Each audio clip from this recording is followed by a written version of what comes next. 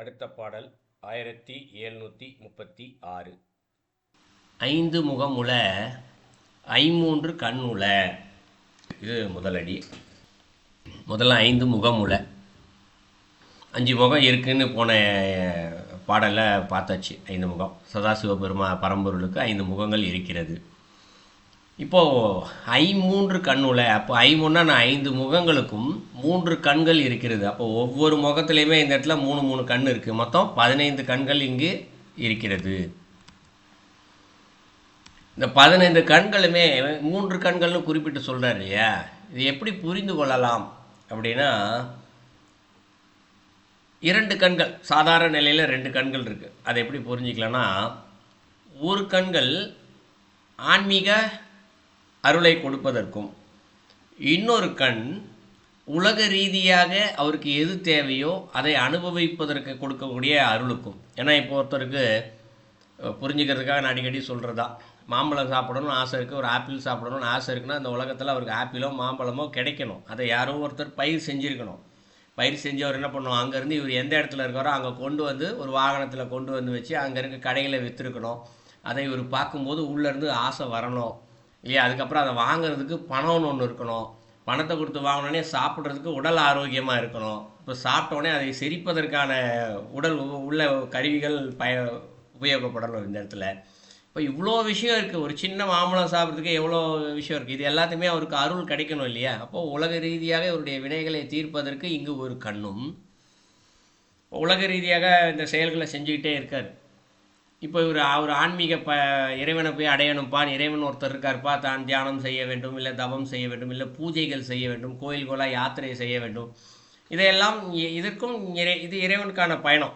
இந்த இடத்துல ஒரு ஆசைப்படலை மாம்பழம் சாப்பிடணும் ஆப்பிள் சாப்பிடணுன்ற இருக்க மாதிரி அது இல்லை. இது தன்னுடைய திருப்திக்காக ஆத்மார்த்தக்காக தான் ஆரம்ப நிலையில் செய்வார்கள். ஆரம்ப நிலையிலே இறைவனது அருளை வேண்டும். இதற்கு ஒரு கண்ணும். ஸோ ரெண்டு கண் இந்த இடத்துல வந்துடுச்சு. மூன்றாவது கண் நெற்றிக்கண் இருப்பதாக சொல்லுவார்கள். இந்த மூன்றாவது கண் இப்போது ஆசைகள் வினைகளை தீர்த்து கொள்ளார் ஒரு கண். இப்போ தீர்த்துக்கிட்டே இருக்கும்போது நம்ம ஏன் வந்தோம் எதுக்கு வந்தோம்னு யோசித்து ஒரு பக்தி மார்க்கத்துலேயோ ஞான மார்க்கமோ யோக மார்க்கமோ ஏதோ ஒரு மார்க்கத்தில் அவர் போக ஆரம்பிக்கிறார். அப்போ அவர் தேவைகள் அவருக்கு அருளை கொடுக்க இல்லையா, அது மூன்றாவது கண்ணிலிருந்து, அதாவது மேல் நோக்கிய நிலைக்கு போகிறதுக்கு உலக ரீதியாக ஒன்று, அதிலிருந்து வெளியே வரக்கூடியதற்கு ஒன்று, அழித்தலுக்கு ஒன்று, கொடுப்பது ஒன்று, காத்தல் ஒன்று, அழித்தல் ஒரு கண், காத்தல் ஒரு கண், அப்படி புரிஞ்சிக்கலாம். இன்னொன்று, நீ மேலே வா தியானம் சரியா, உனக்கு என்ன வேணும், தகுதி வந்துருச்சா, தான் நான் உனக்கு இதை சொல்லித்தரேன். அப்படியே ஆன்மீக தேவைக்கு அவருக்கு என்னென்னலாம் தேவையோ அதையெல்லாம் ஏதேனும் ஒரு வகையில் ஒன்று குருநாதராக வந்து அருள் செய்யலாம். ஒரு ஞானி யாராவது ஒருத்தர் முற்றுப்பெற்ற நிலை, தானே இறைவன் என்று சொல்லக்கூடிய ஞான நிலையில் யாராவது ஒருத்தர் அனுப்பி அவருக்கு சொல்லிக் கொடுக்கலாம். இல்லை இறைவனே அவருக்குள்ளே இருந்து சொல்லிக் கொடுக்கலாம். இல்லை இதற்கேற்ற நூல்கள் ஏதேனும் ஒன்றை கொடுத்து அதை படிக்க வைத்து அதன் வழியாக அவருக்கு அறிவை கொடுக்கலாம். ஸோ ஏதோ ஒரு வகையில் இறைவன் சொல்லி இதெல்லாம் வந்து அந்த மூன்றாவது கண் தான் இந்த இடத்துல செய்யுது. அதனால தான் அதை ஞானக்கண் அப்படின்னு சொல்லுவாங்க. ஞானத்தை கொடுக்கக்கூடிய கண் நெற்றிக்கண் சொல்லுவோம், ஆஞ்ஞாலர்கண் சொல்லுவோம் இல்லையா? அதான். அப்படி இறைவனுக்கு ஒவ்வொரு முகத்திற்கும் 3 கண் இருக்கின்றது. அது மொத்தம் 15 கண்கள் இருப்பதாக முதலடியில் சொல்லப்படும். அப்போ நம்ம இதிலேருந்து என்ன தெரிஞ்சுக்கலாம், ஒவ்வொரு முகமும் அழித்தல் தொழில் செய்யக்கூடிய இறைவனாக இருந்தாலும் அந்த இறைவன் என்ன செய்கிறார், அவருக்கும் 3 கண் இருக்கிறது. அப்போ அழித்தல் தொழிலும் நம் உலகத்தில் அனுபவிக்கக்கூடிய ஏதோ ஒரு அருளை கொடுக்கின்றது. நம்ம இறைவன் அடையக்கூடிய பயணத்திற்கும் ஏதோ ஒன்றை செய்கிறது. ஆன்மீக பயணத்திற்கான வழிகளும் ஏதோ ஒன்று அது செய்கிறது. அந்த கண் அழித்தல் தொழில்னா அவர் அழித்தலை மட்டும் செய்யலை, இந்த இதையும் அவர் சேர்த்து தான் செய்கின்றார். ஸோ இது 3 கண்ணுல. அப்புறம் 5 5 கரதலம் தானுல, இது 2வது அடியில் சொல்கிறார். ஸோ 5 5 அப்படிங்கிறது. ஸோ 5 முகம் இருக்குது. அந்த 5 முகத்தோட 5 கரதலம் தானுல, இது 2வது அடி. இந்த கரதலம் அப்படின்றத 2 வகையாக புரிஞ்சிக்கலாம். கரம் என்றால் கை, தலம் என்றால் இடம். அப்போ கையில் இருக்கக்கூடிய இடம் அப்படின்னு பொருள்.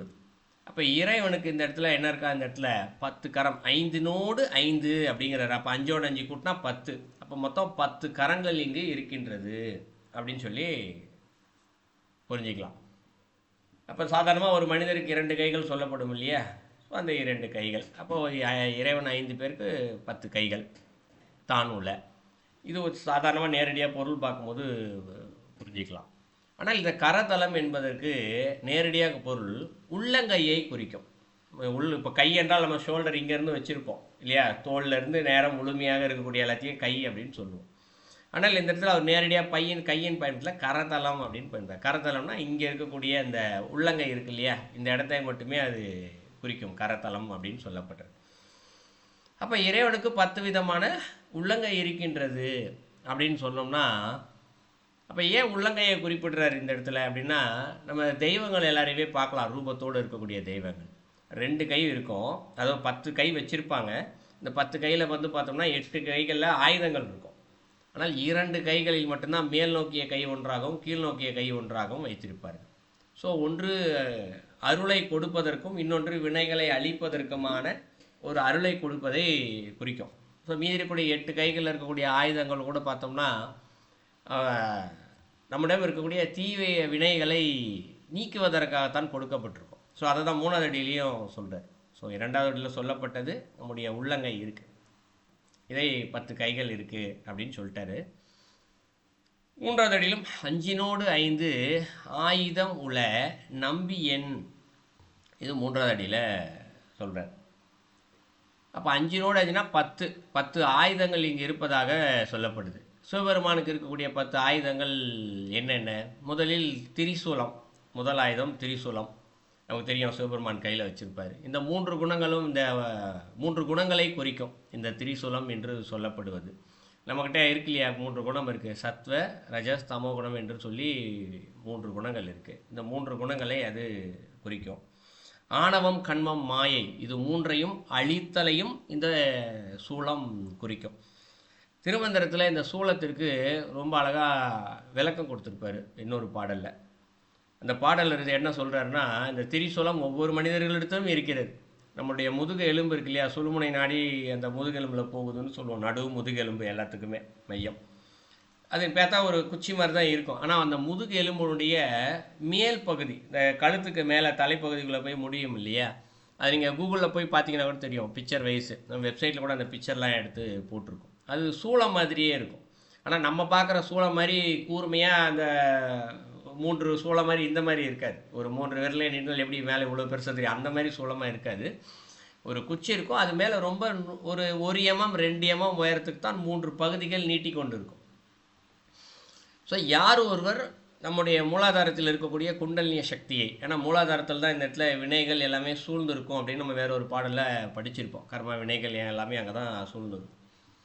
இப்போ யார் ஒருத்தர் மூலாதாரத்தில் இருக்கக்கூடிய குண்டலினிய சக்தியை இந்த சுழுமுனை நாடு வழியாக சகசரதளத்துக்கு கொண்டு போகிறாங்களோ, ஸோ சகசரதளத்துக்கு முன்னாடி போகிற வழி தான் இந்த இடத்துல கழுத்து எலும்பு இந்த இடத்துல இருக்கும், அதை தாண்டி தான் போகணும். அந்த 3 சூழப்பகுதின்னு சொன்னோம் இல்லையா, அதை தாண்டி தான் போகணும். ஸோ அங்கே செல்லும்பொழுது ஒவ்வொருவனுடைய மனிதனுடைய வினைகள் கண்மாக்கள் என்னென்னலாம் இருக்கும், மானவம் கண்மம் மாய், இது எல்லாவற்றையுமே அந்த சூளம் போன்ற பகுதி அழித்து ஒழிக்கின்றது. ஸோ இதை குறிக்கணும். திருமந்திரத்தில் ஒரு பாடலில் படிச்சிருக்கோம். இப்போ இறைவன் இந்த இடத்துல வச்சிருக்காரு, சூளம் கையில் வச்சிருக்காருன்னா அந்த சூளம் என்ன செய்யுது, நம்முடைய ஆணவம் கண்மம் இதை ஆணவம் கண்மம் மாயை 3ஐயும் அழிப்பதற்காகத்தான் அது வைக்கப்பட்டிருக்கின்றது. அது நமக்குள்ளேயும் அது இருக்கின்றது. திரிசூலம் 1. 2வது மழு என்று சொல்லப்படுவது கோடாரி என்று சொல்லப்படுவதை குறிக்கும்னா அகங்காரத்தை வெட்டுவதை குறிக்கும். பல தெய்வங்கள் இந்த இடத்துல கையில் மழு வச்சுருப்பாங்க. ஏன் இந்த இடத்துல மழு வைத்திருக்கிறார்கள், ஏன் அகங்காரத்தை வெட்டுறாங்கன்னா, இப்போ ஒரு மரத்தை வெட்டுறாங்கன்னு வச்சுப்போம். இப்போ சாதாரணமாக வேரெல்லாம் கீழே தான் இருக்கும். ஸோ என்ன பண்ணுவாங்க, மேலாப்பில் மண்ணுக்கு மேலே இருக்கக்கூடிய இடத்துல அறுத்து எடுத்துகிட்டு போயிடுவாங்க. ஆனால் உள்ளுக்குள்ளே வேர் இருக்கத்தானே செய்யுது. பல மரங்கள் அறுத்துட்டோன்னா வளராது. ஆனால் பல மரங்கள் இல்லையா, இங்கே மரங்கள் ஆயிரக்கணக்கில் இருக்கிறது, பல மரங்கள் வளராது. ஆனால் பல மரங்கள் வெட்டிட்டு விட்டுட்டா கூட சரி, வேரிலேருந்து திருப்பி அதிலேருந்து துளிர் விட்டு வளர ஆரம்பித்து விடும். அப்போ அது வளரவே கூடாதுன்னா என்ன செய்யணும், அடியோடு வேரோடு வெட்டி எடுத்து வெளியில் போடணும். ஸோ அதுபோல் ஒரு மனிதனுக்கு அகங்காரம் என்பது ஒன்று. எல்லா மனிதர்களுக்குமே இங்கே அகங்காரம் இருக்கிறது, இல்லைன்னு சொல்லவே முடியாது. அகங்காரம் இருக்கிறதுனால தான் அந்த உலகத்திலே வாழ்ந்து கொண்டே இருக்கிறோம். அதுவும் ஒரு கருவியாகத்தான் இருக்கிறது, ஆசைகள் வினைகளை தீர்ப்பதற்காக. ஸோ அதை மொத்தமாக வெட்டி போட்டால் மட்டும்தான் இறைவனிடத்தில் செல்ல முடியும். ஸோ அதற்கு தான் இந்த மனு வந்து கொடுக்கப்பட்டிருக்கு. ஒவ்வொரு மனிதத்திலும் அணு அளவு கூட அகங்காரம் உள்ளே இருக்கக்கூடாது. அது கூட என்ன செய்யும், திருப்பி துளிர் விட்டு வளர்ந்து ரொம்ப பெரிய மரமாக வந்து நின்று அவனையே அழித்து விடும் இந்த அகங்காரம் என்று சொல்லப்படுவது. அதை முழுமையாக வெட்டுதல் தான் மனு என்ற ஆயுதம் குறிக்கும். மூன்றாவது பாசம். அவர் வச்சிருக்கக்கூடிய ஆயுதங்களில் அது தவளை அப்படின்னு சொல்கிறாங்க, விலங்கு கிடையாது, பூச்சி வகையில் இருக்குல்ல, அது கிடையாது. அது ஒரு ஆயுதத்தினுடைய பெயராக கொடுக்கப்பட்டிருக்கு. ஸோ இங்கே எல்லா மனிதர்களுக்குமே பாசம் இருக்குது. ஆனால் அது அளவு கடந்து செல்லும் பொழுது அது அவனையே பல நேரங்களில் அழித்து விடுகின்றது. அதனால் ஒரு குறிப்பிட்ட அளவு கட்டுப்படுத்தி வைப்பதற்காக அது ஒரு ஆயுதமாக அங்கு வைக்கப்பட்டிருக்கு. அடுத்து அங்குசம். அங்குசம் தெரியும் எல்லாருக்குமே, யானையை கட்டுப்படுத்துறதுக்காக ஒரு ஆயுதமாக வைத்திருப்பார்கள். ஸோ என்ன பண்ணுவாங்க, யானை வந்து ஏதாவது போகணும்னா அவங்க முன்னாடி அந்த அங்குசத்தை வச்சாங்கன்னா அவன் என்ன சொல்கிறானோ அதெல்லாம் கேட்கும். ஸோ இங்கே அங்குசம் என்று சொல்லப்படுவது நம்முடைய மனதை கட்டுப்படுத்துவதை இது குறிக்கும். அடுத்து அக்னி. அக்னி இருக்கும், ஒரு கையில் தீச்சட்டி மாதிரி வச்சு ஒரு ஆயுதமாக வைத்திருக்கார். நடராஜ பெருமான் கூட பார்க்கலாம், அவரை சுற்றி அக்னி எங்கே இருக்கும் பார்க்கலாம். ஸோ அது அக்னி என்று சொல்லப்படுவது ரெண்டு வகையாக புரிஞ்சுக்கலாம். அழிப்பு, எதை அழிக்குது அப்படின்னு பார்த்தா நம்ம இடம் இருக்கக்கூடிய இறைவனை அடைய தடையாக இருக்கக்கூடிய அத்தனையும் அழிக்கின்றது என்று ஒரு பொருளாக எடுத்துக்கொள்ளலாம். இன்னொன்று, நம்ம ஒரு விஷயத்தை அனுபவிச்சதை தீர்க்க முடியும்னு இருக்கு இல்லையா. உலகத்தில் நிறையா விஷயத்தை அனுபவிக்கிறோம். இப்போ உதாரணம் ஆப்பிள் மாம்பழம்லாம் சொன்னோம் இல்லையா, அதை சாப்பிட்டா தான் அந்த ஆசை போகும், வினைகள் போகும். அனுபவித்து தீர்த்தல், இதை அனுபவிப்பதற்கும் அந்த அக்னியானது பயன்படுகின்றது.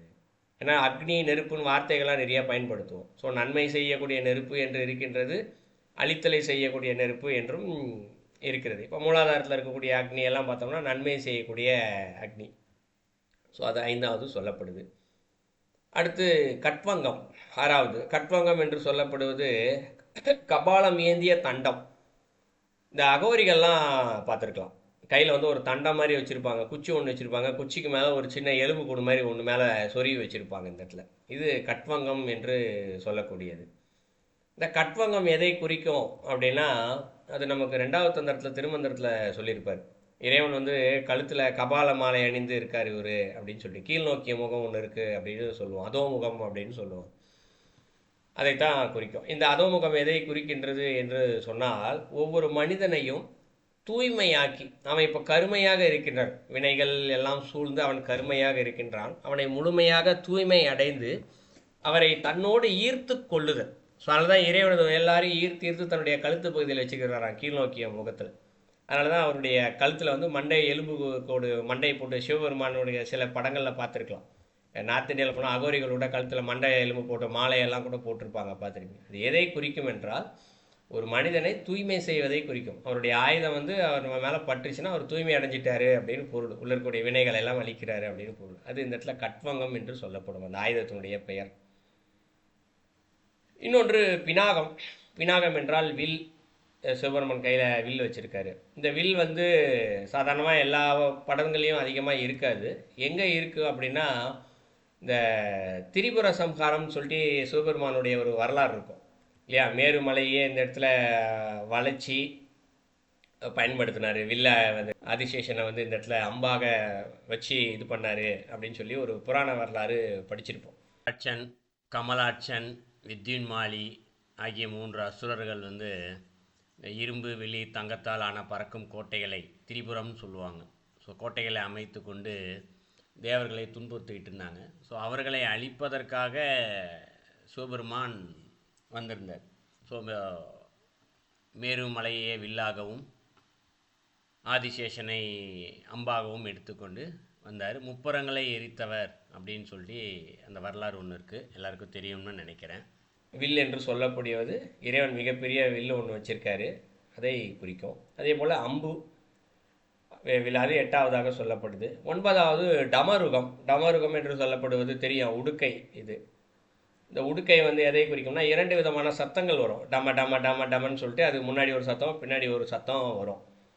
இந்த சத்தங்கள் எதை குறிக்கின்றது என்றால், இப்போது இந்த உலகம் எப்படி படைக்கப்பட்டது, சத்தத்தினாலும் வெளிச்சத்தினாலும் படைக்கப்பட்டது அப்படின்னு ஆரம்பத்தில் பார்த்துருப்போம். முத அசையா சக்திக்குள்ளேருந்து சத்தம் தான் வந்துச்சு, அசையும் சக்தி வந்துச்சு, அதுலேருந்து சத்தம் வந்துச்சு, சத்தத்திலிருந்து வெளிச்சம் வந்தது அப்படின்னு சொல்லி படிச்சிருக்கோம். ஸோ இதைத்தான் இந்த டமருகம் வந்து குறிக்கும். ஸோ இந்த உலகத்தில் இருக்கக்கூடிய அத்தனை படைப்புகளுமே இறைவனுடைய படைப்புன்னு சொல்லுவோம். எந்த தன்மையினால் அது படைக்கப்பட்டது?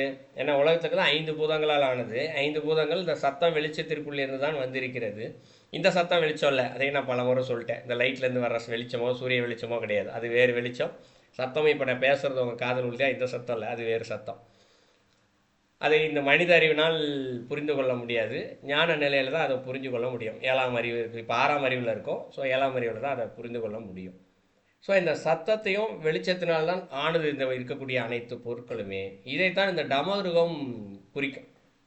அதிலிருந்து தான் இந்த சத்தங்கள் எல்லாமே இயங்கி கொண்டே இருக்கிறது. ஏன்னா எல்லா பொருட்களுமே ஏதோ ஒரு அணுக்களால் ஆனதில்லை. ஒரு அணுவும் அசைந்து கொண்டே தான். இது அசையா பொருள்னு சொல்லிடுவோம். ஒரு ஜன்னல் இருக்குது, இரும்பு இருக்குது, பிளாஸ்டிக் டப்பா இருக்குது, இதெல்லாம் அசையா பொருள்னு சொல்லிடுவோம். ஆனால் அதற்குள்ளே இருக்கக்கூடிய ஒவ்வொரு அணுக்களும் அங்கே அசைந்து கொண்டு தான் இருக்கும். டெலஸ்கோப் வச்சு பார்த்தா, அந்த பூத கண்ணாடி சொல்ல அதை வச்சு பார்த்தா தெரிஞ்சிடும். ஸோ டமருகம் இதை குறிக்கும். அடுத்தது பய வரத முத்திரை. ஸோ இது 10வது ஆயுதங்களாக சொல்லுது. எதை சொன்னால் கையை தான் குறிக்குது இந்த இடத்துல. ஸோ ஒன்று பக்தர்களுக்கு அருளுவதை இந்த கை ஒரு சொல்லணும்ல, முன்னாடி ஒரு கை மேலே இருக்கும் ஒரு கை கீழே இருக்கும் அப்படின்னு சொன்னோம் இல்லையா. இது வந்து பயவரத முத்திரை அப்படின்னு. கைகளில் ஆயுதங்கள் எதுவுமே இருக்காது, வெறும் கை மட்டும்தான் இருக்குது. இங்கே ஆயுதமே இது கையாகத்தான் இருக்கிறது, இது கையே ஆயுதமாகத்தான் இருக்கிறது.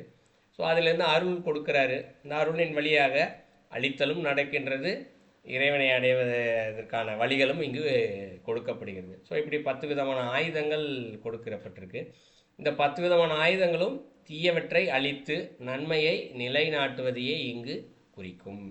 ஸோ இது 3வது அடியில் சொல்கிறார். 5 5 ஆயுதம் உள்ள நம்பி எண் அப்படின்னு சொல்கிறாரு. இவர் நம்பி என்று சொல்லப்படுவது யார் இந்த இடத்துல அப்படின்னா முழுமையன் அப்படின்னு பொருள். நம்பினா நம்புறவர் அப்படின்னு பொருள் அல்ல. நம்பி என்றால் அப்படி ஒரு நேரடியாக பொருள் பார்க்கும்போது நம்புறவர், நம்பிக்கை, இந்த மாதிரிலாம் பொருள் பார்ப்போம். அது அப்படி கிடையாது. நம்பி என்றால் நேரடியாக பொருள் பார்க்கும்போது முழுமை பெற்றவர் அப்படின்னு பொருள். இப்போ ஒரு 10 ஆயுதங்கள் இருக்கு இல்லையா, 10 ஆயுதங்களுமே இவர் அதை உபயோகப்படுத்துவதில் முழுமை பெற்றவராக இருக்கிறார். இவரை தவிர்த்து யாராலும் அதை பயன்படுத்தவே முடியாது, அந்த அளவிற்கு முழுமை பெற்றவராக இருக்கிறார். அதான் இந்த இடத்துல நம்பி என்று சொல்லப்படுகிறது. ஏன் என்று சொல்லப்படுது என்ன அடுத்தடியில் வந்துடும். என் நெஞ்சி உள் புகுந்து நிறைந்து நின்றானே அப்படின்னு சொல்கிற. என் நெஞ்சி என்று எதை குறிக்கும்?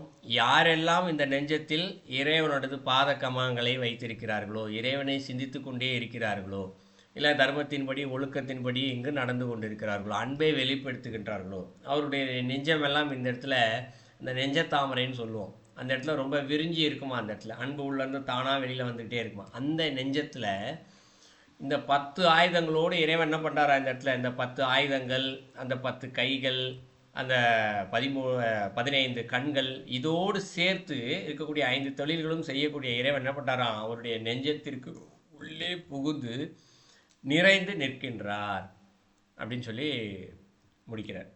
ஸோ நாளடிக்கும் சேர்த்து பொருள் பார்த்தோம் என்றால் இங்கு 5 தெய்வங்கள் கொடுக்கப்பட்டிருக்காங்க. 5 தெய்வங்களும் இங்கு 15 கண்களை வைத்திருக்கிறார்கள். அவர்களுக்கு 10 உள்ளங்கைகள் இருக்கின்றன. ஒவ்வொரு கைகளிலுமே ஆயுதங்கள் இங்கு இருக்கின்றது. அப்படி அவருக்கு 10 ஆயுதங்களும் அவருக்கு கொடுக்கப்பட்டிருக்கின்றது.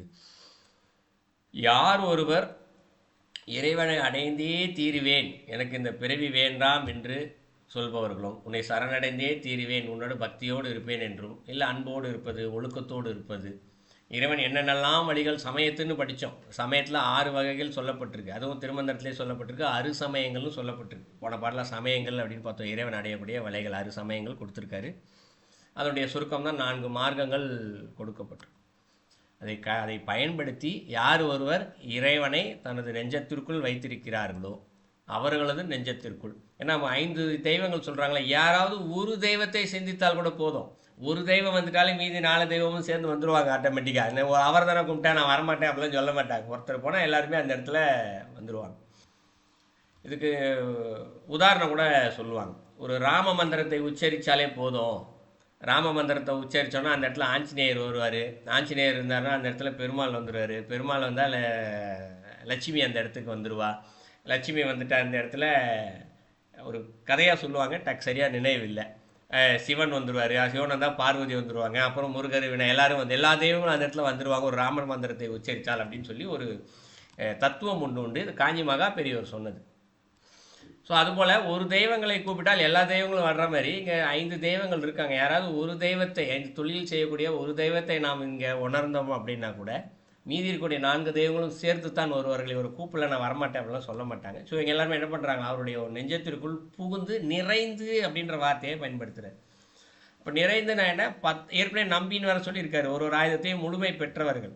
அப்போ நிறைந்து இருக்கின்றார்கள் என்றால் இந்த 10 ஆயுதங்களையுமே அவர்கள் பயன்படுத்தி இவரை தூய்மையானவனாக்கி அந்த அடியாரையும் தானே இறைவன் என்ற நிலைக்கு உயர்த்தி வைத்து நிற்பார்கள். அதான் நின்றானே அப்படின்னு சொல்லி முடிக்கிறாரு. ஸோ அந்த பாடலுடைய கருத்து. ஐமூன்று கண்ணுள்ள அதுல வந்து நீங்க வந்து 3 கண்களுக்கு மட்டும்தான் சார் விளக்கம் கொடுத்தீங்க. ஆக்சுவலி வந்து ஒரு கண் வந்து ஆசையை நோக்கி போகிற மாதிரி, இன்னொன்று வந்து அந்த அழிக்கிற மாதிரி, அந்த ஆசைகளால வந்து வினைகளை அழிப்பது போலவும், இன்னொரு 3வது கண் வந்து தவத்தினால வந்து மேல் நோக்கி கடவுள் அடைய வழியை காட்டும் மாதிரி சொன்னீங்க. அது 3 கண்களோட வேலைகளை தான் சொல்றீங்க. ஆனா 5 கண்கள் 15 கண்கள் வருதுல்ல, அப்ப 15 கண்களோட வேலைகள்னாக்கா எப்படி புரிஞ்சுக்கிறது அது வந்து? இல்லை இல்லை, ஒவ்வொரு தெய்வங்களுக்கும் 3 கண்கள். ஒவ்வொரு தெய்வங்களையுமே இந்த 3 வேலைகளை செய்கிறார்கள். இப்போ 5 தெய்வங்களுக்கு என்றால் 5 தெய்வங்களுமே இந்த 3 பணிகளை தான் செய்கிறார்கள். ஸோ 5 பேருக்கு சேர்த்து 15 கண்கள் என்று கொடுக்கப்பட்டது.